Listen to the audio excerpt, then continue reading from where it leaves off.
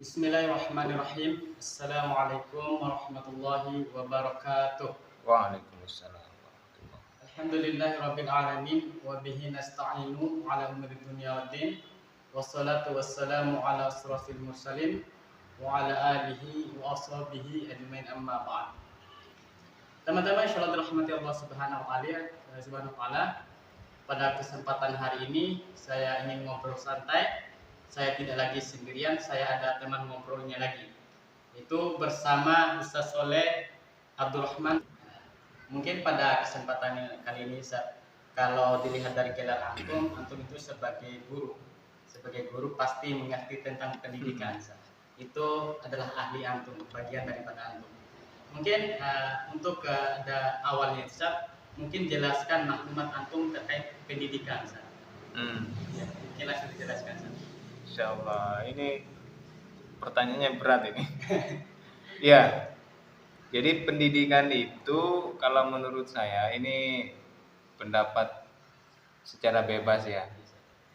Jadi kalau boleh saya kasih analogi, pendidikan itu adalah sebuah proses penanaman nilai. Ya, proses penanaman nilai kepada seseorang. Jadi ibarat gelas gitu ya, diisi air, ibarat gelas yang ada airnya. Kemudian gelas yang ada airnya itu kita mau kasih warna apa? Apakah warna hitam atau warna putih atau warna yang lain, merah dan seterusnya. Maka proses penambahan warna itulah yang dimaksud dengan pendidikan. Makanya nanti pendidikan itu tidak selamanya baik. Ya, ada pendidikan yang tidak baik, ada pendidikan yang baik gitu. Jadi tergantung nanti apakah pendidikannya itu baik atau tidak. Yang jelas pendidikan itu adalah sebuah proses penanaman nilai tertentu kepada seseorang. Itu maksud dengan pendidikan. Ya, itu arti daripada pendidikan yang antum jelaskan secara umum, Ustaz. Jadi kan pendidikan itu kan pasti memberikan efek, Ustaz. Pasti memberikan efek karena itu mengisi itu pasti ada efeknya, Ustaz. Pasti ada efeknya ketika kita melakukan sesuatu, mempelajari sesuatu, pasti ada efeknya. Bagaimana sih yang menjadi pertanyaan anak, Ustaz? Bagaimana sih seharusnya pengaruh pendidikan kepada diri seseorang itu ketika diisi itu, apa sih pengaruh yang didapat? Ya, kembali lagi ke definisi tadi. Kalau yang ditanamkan itu suatu nilai yang baik, maka harusnya seseorang yang kita tanamkan nilai yang baik itu, maka dia akan menjadi baik. Tetapi kalau suatu nilai yang kita tanamkan itu adalah sesuatu yang negatif, maka seseorang tadi itu akan berperilaku negatif. Itulah pendidikan itu. Jadi tergantung apakah kita mau menanamkan nilai yang baik atau nilai yang buruk. Nah, kalau nilai itu baik, insya Allah orang itu akan menjadi baik. Tapi kalau yang kita tanamkan, yang kita berikan kepada seseorang itu nilai yang buruk, ya, maka itu akan berdampak buruk juga kepada seseorang tersebut. Mungkin itu. Kan itu pasti antum mengatakan tadi bahwasanya pendidikan itu tergantung daripada baik dan buruknya. Ketika pendidikan itu baik, pasti orang itu akan baik. Ketika pendidikan itu buruk, pasti orang itu juga akan buruk. Tapi kita lihat ya, realitas sekarang di mana banyak orang yang berpendidikan tinggi, maka misalnya saya sebagai pelajar itu, sebagai semak, ketika melihat itu di sekolah-sekolah anak itu padahal sekolah agama, sekolah agama, tapi mendapati bahwasannya anak sekolah itu banyak yang keluar sekolah karena nikah di bawah umur, bukan dengan cara yang baik, tapi dengan cara berzina. Kalau istilah orang Bojo itu londo ihasa. Jadi banyak orang yang mengatakan banyak kayak kejadian seperti itu, Ustaz. Contohnya banyak yang lain seperti misalnya pelajar yang taburan, pelajar yang main narkoba, minum khamar, maka kita bisa lihat bagaimana kurangnya adab, Ustaz. Itu bagaimana tanggapan antum terkait hal itu, Ustaz? Iya, Masya Allah. Iya, jadi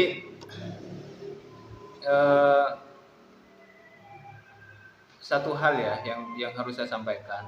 Tadi saya bicara tentang nilai yang baik atau nilai yang buruk. Nah, ini harus ada tolak ukurnya. Ya, karena baik itu kalau dikembalikan kepada manusia, maka baik itu akan menjadi relatif.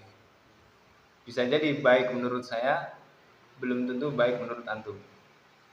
Jelek menurut saya, belum tentu jelek menurut antum.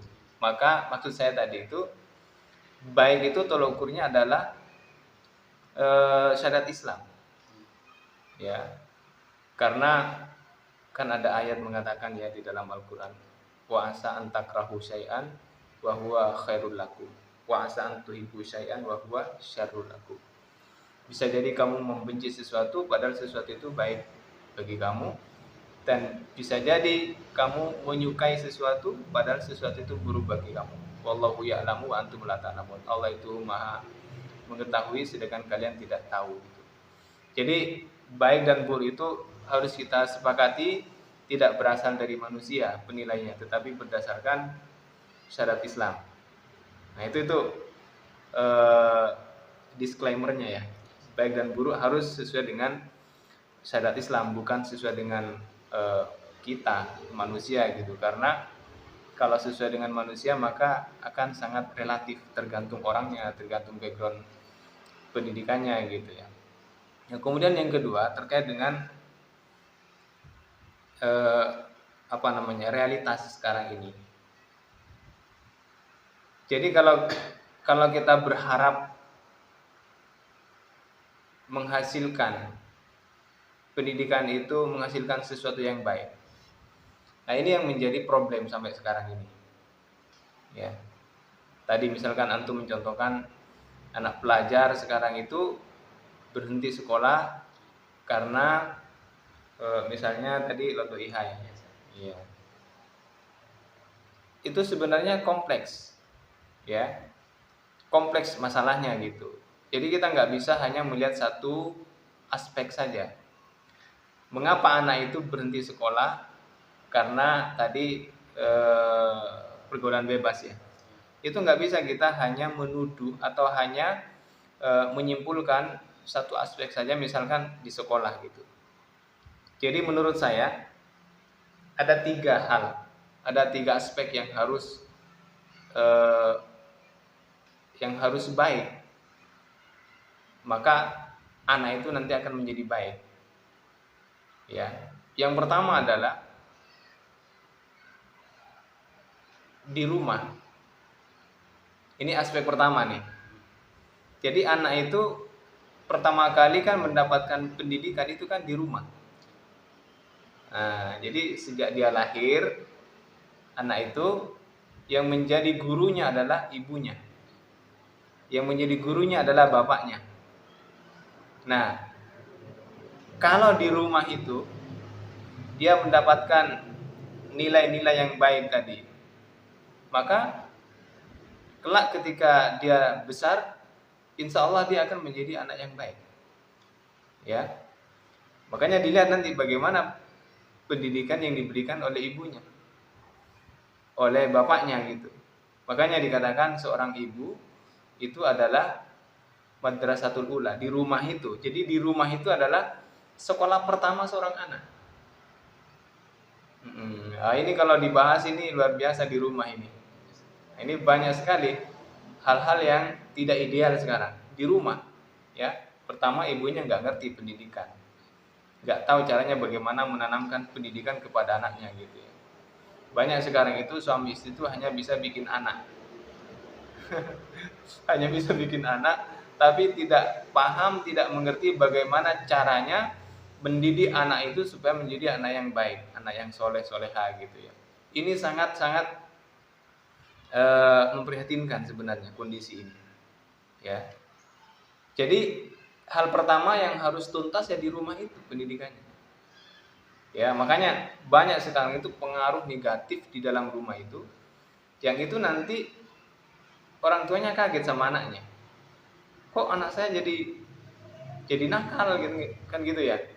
Anak saya ngomongnya kok nggak sopan dan seterusnya. Itu tanpa terasa. Kenapa? Karena anak itu sebenarnya seperti kertas putih. Nanti tergantung tintanya, mau tinta merah itu di keluarga itu. Kan mungkin ada nenek di situ, ada kakaknya di situ, ada bibitnya di situ, terus ada TV di situ. Nah, itulah makanya jangan kaget kalau anaknya itu nanti nakal dan seterusnya. Itu di situ yang sangat berpengaruh. Itu yang pertama. Yang kedua, di sekolah. Ya. Jadi di sekolah itu sangat berpengaruh juga. Karena apa? Nanti anak itu kalau sudah dewasa, sudah masuk TK, sudah masuk SD, SMP, SMA, maka pendidikan selanjutnya yang sangat berpengaruh itu adalah di sekolah. Ya. Di sekolah itulah pendidikan kedua yang akan mempengaruhi seorang anak itu. Nah, di sekolah itu ada kurikulumnya gitu kan ya. Kemudian ada gurunya gitu kan ya. Ya, terutama guru. Ya, ada teman pergaulan ya. Jadi guru itu sangat berpengaruh juga kepada siswa, kepada peserta didik. Guru itu kan fungsinya dua kalau menurut saya. Yang pertama adalah transfer of knowledge namanya ya. Mentransfer, menanamkan pengetahuan. Ya. Makanya banyak mapel kalau di sekolah itu. Nah, ada bahasa Indonesia, matematika, fisika dan seterusnya itu ya. Yang kedua adalah transfer of personality. Ya, penanaman kepribadian. Nah, ini sangat ditentukan oleh gurunya. Nah, saya melihat di sekolah itu guru itu masih belum ideal. Ya, menurut saya gurunya bermasalah gitu ya. Kenapa? Jangan hanya mentransfer pengetahuan guru itu. Kalau hanya mentransfer pengetahuan, guru itu sekarang bisa kalah dengan Google. Ya, siswa itu tinggal kasih HP, tinggal kasih jaringan, tinggal kasih tugas, selesai tuh. Justru gurunya kalah cepat. Tapi bukan itu. Yang penting juga adalah mentransfer kepribadian itu. Ya, mentransfer kepribadian guru. Nah, gurunya layak nggak dicontoh? Gurunya layak nggak menjadi suri tauladan? Ya, justru yang terjadi adalah guru itu pakaiannya gimana, ya sudah syar'i apa enggak gitu ya. Nah, itu banyak yang terjadi di sekolah sekarang. Jadi itulah yang dilihat anak di sekolah, gurunya dilihat, siswa teman-temannya dilihat, kurikulumnya itu berpengaruh. Nah, kalau gurunya baik, teman-temannya baik, lingkungan di sekolah baik, insya Allah nanti anak itu akan dikondisikan menjadi anak yang baik. Itu yang kedua. Yang ketiga, anak itu ibaratnya sekolahnya yang ketiga itu ya, itu di masyarakat. Jadi yang pertama tadi di rumah, yang kedua di sekolah, yang ketiga di masyarakat. Nah, masyarakat ini juga sangat berpengaruh terhadap anak itu. Ya, kan ketika anak itu pulang dari sekolah dia akan bergaul di masyarakat. Nah, kalau masyarakatnya itu individualistik, sekuler gitu ya, acuh tak acuh gitu ya, itulah yang akan membentuk kepribadian anak di masyarakat itu. Nah, kalau saya lihat masyarakat sekarang ini masyarakat yang sekuler, masyarakat yang tidak mau tahu dengan urusan orang, sehingga anak kalau punya kecenderungan buruk itu ya dibiarkan aja, sehingga anak itu menjadi buruk gitu. Nah, jadi tiga hal ini yaitu rumah, sekolah, masyarakat. Kalau tiga-tiganya baik, ini akan membentuk anak menjadi baik. Ya, tapi kalau ketiga-tiganya buruk, ini akan membahayakan anak. Ya. Bahkan tidak usah tiga-tiganya buruk. Salah satu aja yang buruk ini pasti akan terjadi ketimpangan. Maka wajarlah kalau ada anak seperti yang antum tanyakan tadi, seorang pelajar terjebak dengan pergaulan bebas, bisa jadi di rumah orang tuanya nggak maksimal mendidik anaknya. Ya. Ditambah lagi di sekolah, gurunya mungkin pihak sekolahnya kurang maksimal, ditambah lagi di masyarakat. Ya sudah, akhirnya terjadilah yang disampaikan tadi, Lonoiha tadi. Iya, mungkin itu jawabannya. Berarti bukan hanya pada fokus pada pendidikan saja, tapi ada 3 tadi itu, orang tua, sekolah, dan masyarakat. Tapi kan begini, kan orang tua itu kan dipengaruhi juga oleh pendidikan. Apa yang dia dapatkan pendidikan dari masyarakat, maka dia akan menggunakan itu untuk mendidik anaknya. Begitu pun masyarakat, bagaimana dia berlingkup di masyarakat itu, bersosial di masyarakat, ya di tengah-tengah masyarakat itu, pasti kan berdasarkan pendidikan. Pasti ini kan tidak hanya masalah begitu saja, masalah yang hanya terjadi begitu saja, pasti ada pengaruhnya, pengaruh dari luar. Misalnya saya melakukan ini, pasti ada pengaruhnya dari luar juga. Maka buruknya pendidikan ini, ya bukan saya mengatakan buruk, tapi kita buktikan sekarang, buruk, tidak buruk tapi tidak baik. Iya, berarti itu kan ada yang mempengaruhinya, mungkin bisa nggak antum memberikan apa yang mempengaruhi pendidikan ini, Jadi ketika kita bicara pendidikan itu kan ada pendidikan formal, ada informal, ada non formal, kan gitu. Pendidikan formal itu ya seperti di sekolah. Seperti di sekolah ada SD, SMP, SMA, perguruan tinggi, itu namanya pendidikan formal gitu. Ada pendidikan informal, ada TPQ di masjid gitu ya. Itu namanya informal. Dan ada pendidikan non formal seperti di rumah gitu dan seterusnya. Itu semuanya pendidikan. Nah, apakah yang antum tanyakan ini pendidikan formal di sekolah itu atau yang mana? Pendidikan secara umum saja. Nah, ya, pendidikan bisa juga khusus kayak sekolah juga. Iya. Jadi kalau ya anak itu tadi seperti yang saya jelaskan tadi, anak itu sangat dipengaruhi oleh di rumah, di sekolah, di masyarakat.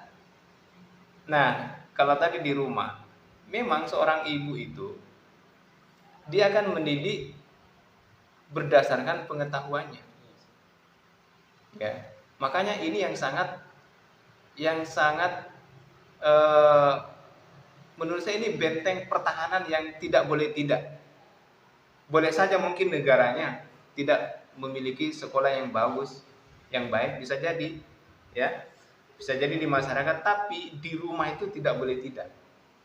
Ibu, bapak itu harus punya kepedulian yang maksimal bagaimana mendidik anaknya itu. Ya, di rumah itu. Nah, karena ibunya itu nggak punya latar belakang pendidikan yang baik, ya, punya keterbatasan, akhirnya ya seperti lingkaran setan. Jadi ibunya nggak bisa mendidik anaknya karena ibunya dulu nggak sekolah mungkin gitu ya. Ibunya dulu nggak dididik dengan baik oleh neneknya gitu. Akhirnya ketika ibunya ini punya anak, ya dibiarkan juga nggak maksimal gitu. Jadi pendidikan mau baik atau enggak itu ketiga-tiganya harus diperbaiki. Nah, itulah akan mempengaruhi. Enggak bisa kalau kita hanya di rumah saja kita harus baik, ya, ibunya udah maksimal, udah mantap, tapi di sekolah enggak maksimal, nanti kontradiksi. Ibunya bilang di rumah pakai kerudung aja gitu ya. Ternyata di sekolah dia melihat gurunya itu tidak nutup aurat. Nah, itu kan kontradiksi. Anak itu lihat, loh, kata ibu saya perempuan itu wajib menutup auratnya. Di sekolah kok saya lihat guru saya itu enggak nutup aurat. Jadi anaknya bingung kan. Ini yang benar ibu atau guru gitu kan. Jadi harus ada sinergi yang yang baik antara rumah, sekolah, dan masyarakat itu harus bersinergi, ya, supaya menghasilkan anak didik yang baik yang kita harapkan. Mungkin itu. Ya, berarti ada yang mempengaruhi juga Ustaz, mempengaruhinya. Tapi kan harus berbicara juga pendidikan Ustaz. Kan pendidikan itu dibuat oleh sebuah negara Ustaz. Pasti yang berpengaruh ke situ adalah negara itu Ustaz. Coba lebih jelaskan lagi Ustaz, secara apa sih yang mempengaruhi pendidikan ini sehingga masyarakatnya buruk, di rumahnya buruk, di sekolahnya buruk. Apa sih yang mempengaruhi? Ya. Apa yang mempengaruhi? Ya. Jadi begini. Tujuan pendidikan itu idealnya gitu ya. Harusnya bagaimana mencetak anak itu menjadi anak yang baik. Kan itu intinya kan ya. Menjadi anak yang baik atau menjadi anak yang soleh-solehah. Ya. Yang punya kepribadian Islam, itu kalau menurut saya. Ya. Jadi bagaimana pendidikan itu agar mencetak anak didik yang berkepribadian Islam. Apa kepribadian Islam itu? Kepribadian Islam itu kalau akliyahnya Islami, nafsiyahnya Islami. Akliyahnya itu apa? Akliyahnya itu terkait dengan proses berpikir. Ya. Terkait dengan proses berpikir. Maka harus Islami akidahnya gitu. Kemudian nafsiyahnya juga harus Islami. Maka anak itu akan menjadi anak yang soleh atau soleha gitu. Nah, negara kita itu sekarang ini tidak memfasilitasi itu, ya. Jadi negara kita itu kurang memfasilitasi supaya anak itu memiliki kepribadian yang Islam itu, menurut saya itu kurang, ya. Misalnya ya di sekolah umum ya.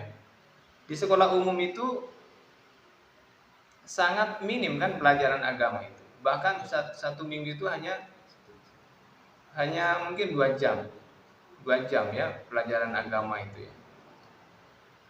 Nah, dari sini bagaimana mungkin kita mengharapkan anak itu menjadi anak yang soleh atau soleha gitu. Dari mana? Enggak mungkin.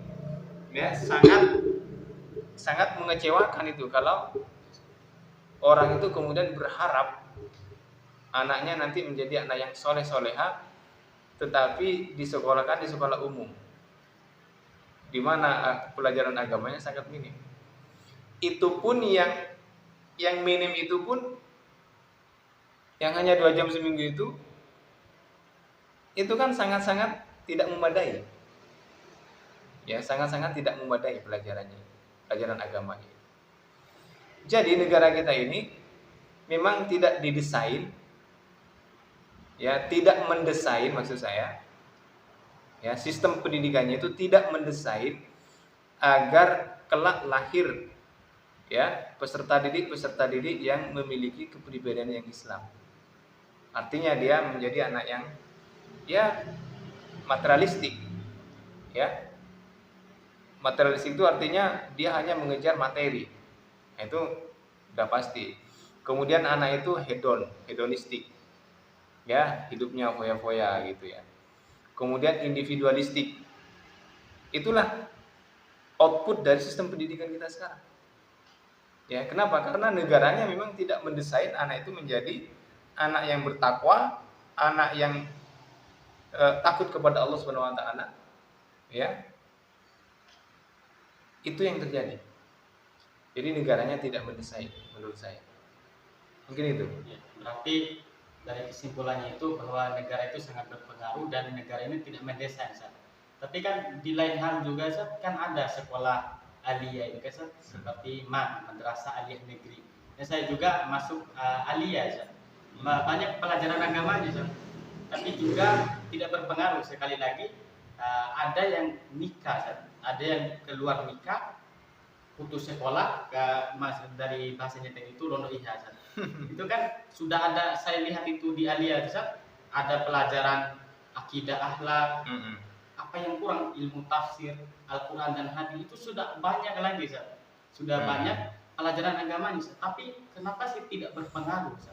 Ya, ya, kenapa tidak berpengaruh? Itu bisa banyak faktor ya. Kembali lagi kepada faktor yang sudah saya jelaskan di awal. Jadi mungkin yang pertama adalah di sekolah itu, tadi fungsi guru itu kan dua kan fungsi guru itu. Pertama, mentransfer pengetahuan. Mungkin itu sudah diberikan oleh guru. Ya, apakah maksimal atau tidak? Mungkin itu sudah diberikan ya pelajaran agama itu. Yang kedua, fungsi guru itu adalah mentransfer kepribadian. Ya, bisa jadi gurunya menjelaskan begini-begini, ternyata dia tidak melakukannya. Nah, ini kan menjadi kontradiksi bagi si anak itu. Anak itu akhirnya tidak mencontoh, ya, tidak berubah gitu akhirnya anak itu. Itu di sekolah. Nah, makanya kenapa anak itu kok seolah-olah tidak berubah? Mungkin bukan di sekolah yang tidak maksimal, bisa jadi. Tapi ketika pulang, ya, bergaul di masyarakat, ya, istilahnya itu masuk telinga kanan, keluar telinga kiri, kira-kira gitulah ya. Mungkin di sekolah dia sudah diberikan materi-materi keagamaan gitu ya, tapi nguap atau percuma setelah ada pengaruh negatif di luar setelah dia pulang. Ya, atau di rumahnya juga bisa jadi orang tuanya nggak sholat, mungkin orang tuanya nggak nutup aurat gitu kan. Jadi rusaklah anak itu. Makanya tadi ketiga-tiganya ini harus bersinergi, harus bekerja sama. Nggak bisa gitu itu hanya di sekolah saja atau di masyarakat saja atau di rumah saja. Nggak bisa. Tiga-tiganya harus bersinergi. Tiga-tiganya harus menyumbangkan pengaruh yang positif kepada anak itu. Insya Allah anak itu akan jadi anak yang soleh dan soleha. Mungkin itu. Ya, berarti anak tangkap daripada penjelasan ini Ustaz, bahwasanya tidak boleh salahkan satu faktor saja, misalnya pendidikan saja, tapi harus tiga-tiganya ini, Ustaz. Tiga-tiga ini, dan ada juga yang mempengaruhinya tadi. Terus kan mungkin antum bisa paparkan ya, Ustaz, mungkin pertanyaan terakhir, Ustaz, paparkan apa sih yang mempengaruhi tiga faktor ini, Ustaz? Yang mempengaruhi tiga faktor ini bukan hanya pendidikan, yang mempengaruhi tiga faktor ini yaitu pendidikan, rumah, dan masyarakat ini. Apa yang mempengaruhi? Iya, insya Allah ini luar biasa. Ya, jadi misalnya di rumah gitu ya. Kalau tadi saya menjelaskan ada tiga aspek yang akan mempengaruhi terhadap pendidikan terhadap anak kan gitu ya. Pertama di rumah, ada ibu ada bapak.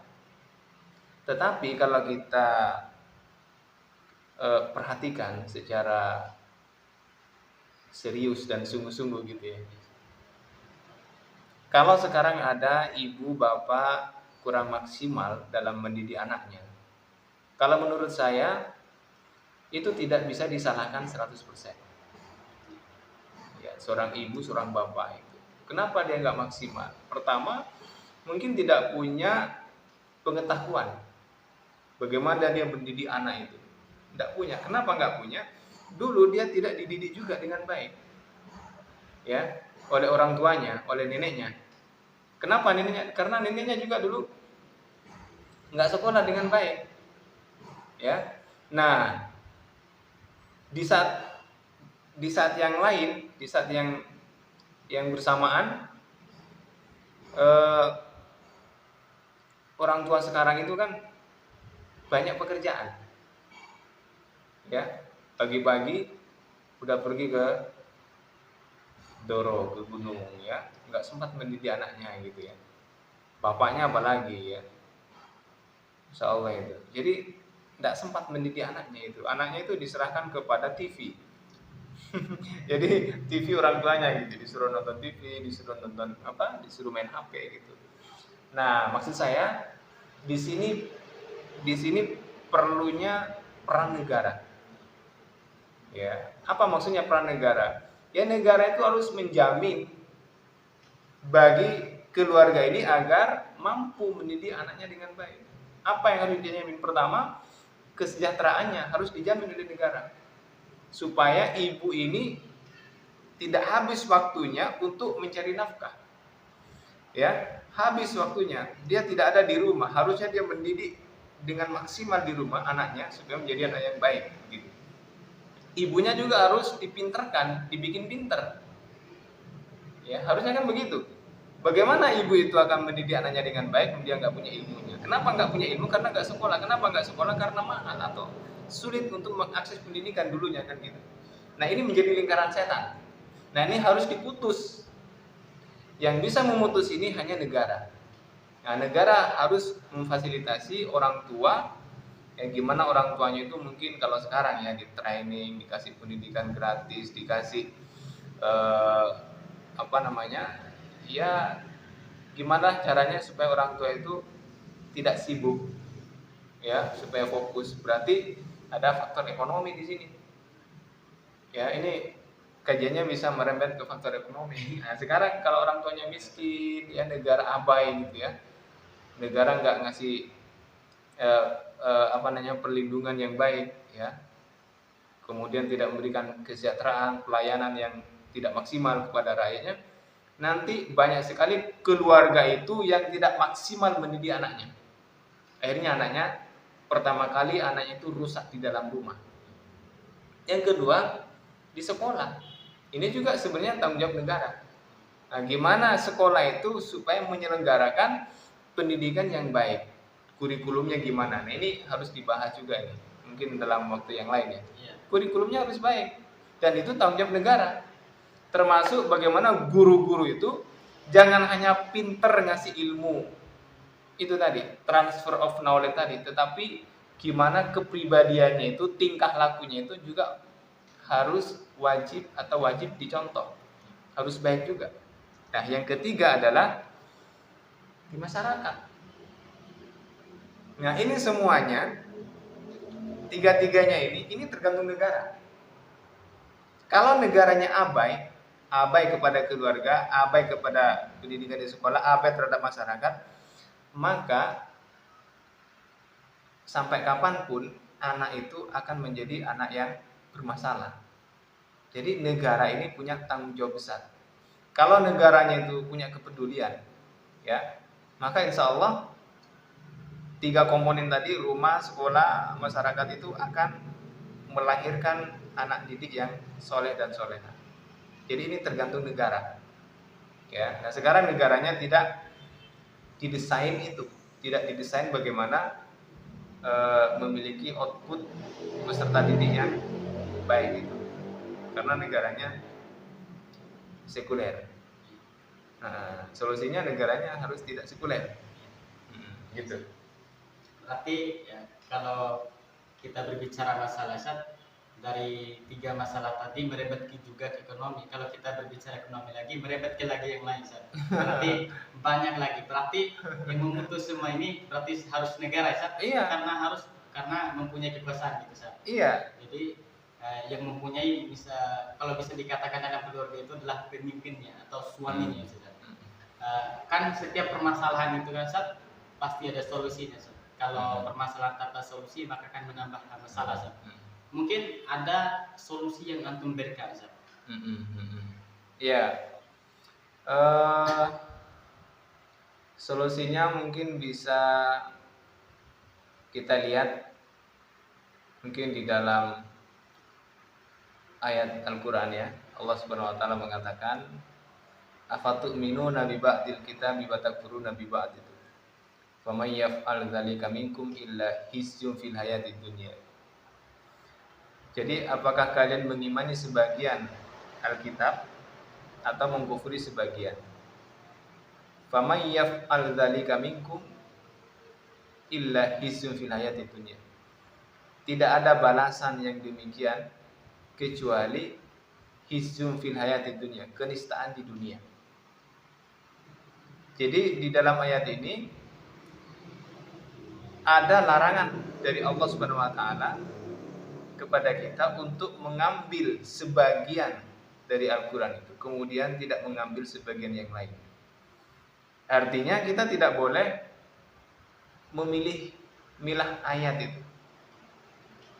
Artinya di sini Islam itu sebenarnya solusi bagi semuanya, bagi kita semuanya, bagi semua aspek termasuk pendidikan yang kita bahas pada kesempatan ini. Jadi solusinya ya secara singkatnya kita harus kembali kepada Islam. Kita harus kembali kepada Islam. Dan ini hanya bisa dengan sempurna diterapkan ketika negara kita ini punya keinginan. Ya, bicara pendidikan tadi itu. Ya, kalau kita bicara pendidikan tadi itu, tidak bisa kalau nggak negara yang menyelenggarakan itu. Ya, itu tadi orang tua itu udah banyak sekali masalahnya gitu, bebannya banyak gitu, karena negaranya abai. Maka negara harus punya kepedulian. Negara itu harus menerapkan Islam dalam sistem pendidikan harus diterapkan Islam. Ya, dalam sistem ekonomi harus diterapkan Islam. Ya, jadi solusinya terapkan syariat Islam. Ya, campakkan sekulerisme. Itu solusinya. Berarti solusi antum itu Islam, Ustaz. Jadi kalau kata orang itu tidak akan percaya tanpa ada bukti, Ustaz. Jadi kan antum memberikan itu solusinya itu Islam, Ustaz. Apa sih bukti empiris, bukti yang lain bahwa sistem Islam itu mampu melahirkan kesejahteraan, mampu melahirkan pemuda yang begitu luar biasa, Ustaz? Mungkin bisa dipaparkan, Ustaz, salah satu ilmuwan atau yang lahir daripada rahim pendidikan Islam. Insyaallah. Jadi ketika Islam berkuasa ya, ketika Islam ini berkuasa di bawah naungan khilafah gitu ya, banyak sekali ulama-ulama itu yang lahir yang luar biasa. Ya. Jadi ulama dulu itu multi talenta. Misalnya Imam Syafi'i gitu ya. Kalau kita baca sekilas, Imam Syafi'i itu kan dikenal ilmu agama. Katakanlah begitu ya, ilmu agama gitu ya. Fikih begitu ya. Padahal tidak, ya. Beliau itu juga paham ilmu falak. Ya, yang ini jarang diketahui oleh mungkin di pesantren itu sekarang tidak diajari ilmu falak gitu. Bagaimana menentukan kapan sholat asar, kapan sholat zuhur. Itu kan butuh ilmu yang lain gitu. Ya. Terus Ibnu Sina juga begitu kan. Jadi Ibnu Sina itu tidak hanya dikenal ilmu kedokteran kan ya.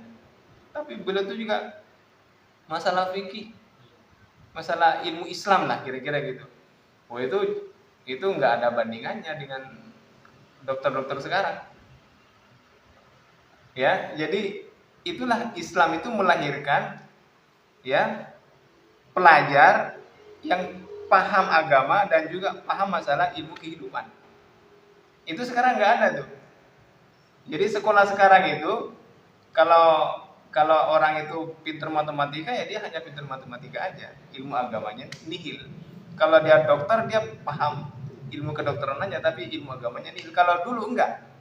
Dokter itu di samping dia menjadi paham masalah dokter, dia juga paham masalah agama. Itu ditentukan oleh sistem pendidikannya. Ya, jadi kalau kita mau punya output seperti Imam Syafi'i, seperti Ibnu Sina dan seterusnya, maka boleh tidak negara ini harus menerapkan Islam secara kafah, secara menyeluruh. Ya, itu. Berarti kesimpulan antum itu daripada Islam, antum memberikan bahwasanya contohnya adalah Imam Syafi'i dan Ibnu Sina yang tidak hanya pintar dalam hal agama saja, tapi pintar juga dalam ilmu kedokteran dan juga ilmu falak. Imam Syafi'i dan Ibnu Sina juga bisa dalam ilmu kedokteran. Dan antum juga bandingkan tadi bahwasannya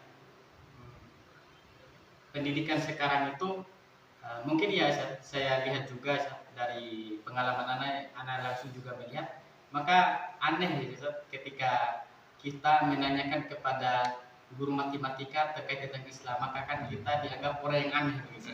Padahal pendidikan Islam tidak begitu seperti yang dipaparkan, bahwasanya ilmu Islam itu pendidikan Islam itu multi talenta, bisa dalam segala hal. Mungkin itu yang kita bahas pada hari ini, maka saya tidak bisa menyimpulkan, kita langsung dengan mendengar kesimpulan daripada pemateri kita. Kalau saya menyimpulkan, saya takut kacau, ya, maka kita kembali kepada pematerinya. Saya menyimpulkan ya? Iya, menyimpulkan. Oke. Memang sekarang ini Masya Allah ya, pendidikan itu memang tidak bisa diharapkan ya. Ada ketimpangan sekarang ini. Nggak bisa kita mengharapkan lahir dari sistem pendidikan sekarang ini seorang hamba Allah yang beriman, bertakwa, dan berpengetahuan sekaligus. Berpengetahuan ilmu kehidupan maksudnya. Kita lihat di pesantren itu, mungkin hafal Al-Quran banyak sekali kan, hafal hadis banyak. Tapi ilmu kehidupannya, matematika, fisika, kimia itu minim. Ya enggak? Di sekolah umum pintar matematika tapi minim agama. Itu yang sekarang ada. Makanya sekarang itu ada upaya, ada sekolah STIT, SMPIT, SMAIT gitu kan ya. Tapi itu sangat mahal. Ya, itu pun belum tentu berhasil. Ya, maka solusinya adalah kita harus mencampakkan sekulerisme tadi. Ya. Begitu itu karena penerapan sekulerisme, kapitalisme gitu. Jadi kita harus kembali kepada Islam secara kafah. Itu solusinya. Ya, selanjutnya nanti kita bahas lagi. Nah, gitu. Semoga ini bukan pertemuan terakhir bisa. Insyaallah. Jadi kesimpulan daripada pemateri kita bahwasanya ini adalah akibat daripada diterapkannya sekularisme kapitalisme yang punya andil dari itu adalah negara. Mungkin itu yang dapat kami sampaikan. Jika ada kekurangan kami mohon maaf. Wabillahi taufiq hidayah. Wassalamualaikum warahmatullahi wabarakatuh. Waalaikumsalam warahmatullahi wabarakatuh.